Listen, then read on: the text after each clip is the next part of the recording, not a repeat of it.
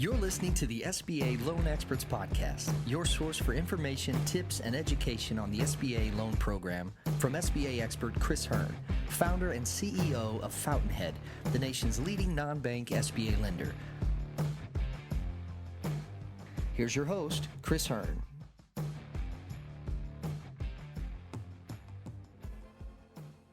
Can you compare the time we're in now from your perspective? I know that, listen, I don't know who experts would be in today's world, because no one can see everything. But from your seat, Right. from where you sit, can you compare what we saw at 9/11, what all went on there, maybe 2008, if you have recollection of a downturn prior to that, with what we're seeing now, and just give some perspective for all of us from where you sit? Well, I think it's an interesting question, and I feel like the mood of people is much more pessimistic right now. But there's a confused pessimism, and what I mean by that is, we're battling an enemy that we can't see. We don't really know how somebody gets the virus. And we've chosen to shut down the economy, the world's economy, for the most part, or a big chunk of it. And we're only now starting to reopen things.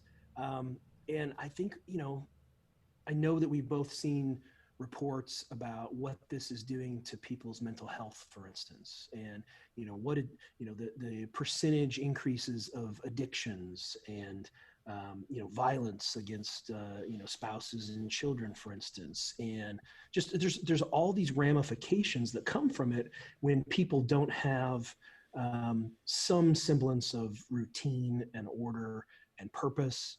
And a lot of people haven't had purpose. I mean, I think that's part of our problem as a society is too many people think that their job defines them, for instance. And obviously we're much more complicated than that, a lot more nuances to us. But I think there's a pessimism. I think it's worse economically. It's clearly, and statistically, if you look at the numbers and whatnot, it's definitely worse than the last recession, the so-called Great Recession. It's definitely worse than in the aftermath of 9/11, and from a mood standpoint, I guess. But I also think,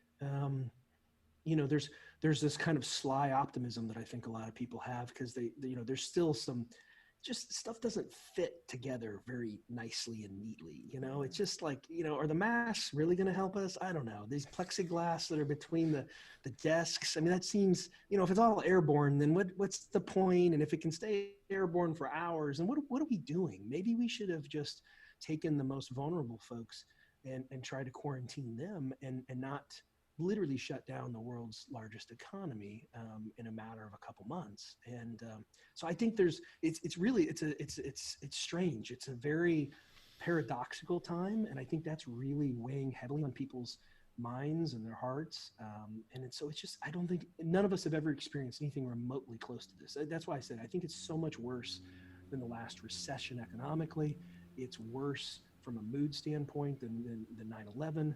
I've been on some news media and I've been asked this question, and I said, it's kind of like both of those things wrapped up together, plus the protests after Vietnam, maybe. I don't know. There's aspects of, World War II perhaps in this, although I don't want to belittle that in any way. But I don't know that we're on the cusp of the end of civilization, for instance. But there are some aspects of that it kind of feels that way, and I don't know. It's just a very troubling time, It's just it's very strange times.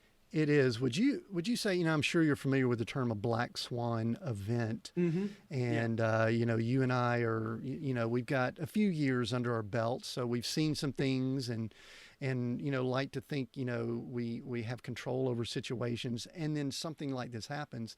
To me, it seems like this could be an event for a generation that kind of defines a lot of things. Do you agree with that? Is that what you're seeing? Absolutely. No, this is the biggest, blackest swan that there will probably, hopefully, God willing, will exist in our lives. Right. And I feel I have a 19-year-old daughter who just started college at Baylor in Texas, and It's funny. You look at her lifetime, and it only occurred to me a few months ago. I mean, she was born 11 days before 9/11, and there's a whole story there that we could go in if you want. Then when she's sort of coming of age, not, kind of at the end of adolescence, preteen, so to speak, then you've got the Great Recession, and now you've got the coronavirus pandemic, as she's a senior in high school and now going off to college. I mean, these kids can't get a break, Tim. I mean, that's just that particular age group is just like, it's staggering. Those kids that were born in 2001, 2002, it's just, it's rough. So yeah, I think it's going to define them. I mean, we've got we got baby boomers, we got Generation X, we got, millennials. Somebody's going to come up with a name for these poor kids. It's, the traumatized. Yeah, and who knows? Yeah, I don't know what we're going to call the pandemic generation. I don't know. It's going to be kind of tough. Today's episode is brought to you by Fountainhead, the nation's leading non-bank SBA lender. Fountainhead's team of SBA experts will guide you through every step of the process and get your loan closed faster and more efficient than any bank. Apply today online at FountainheadCC.com.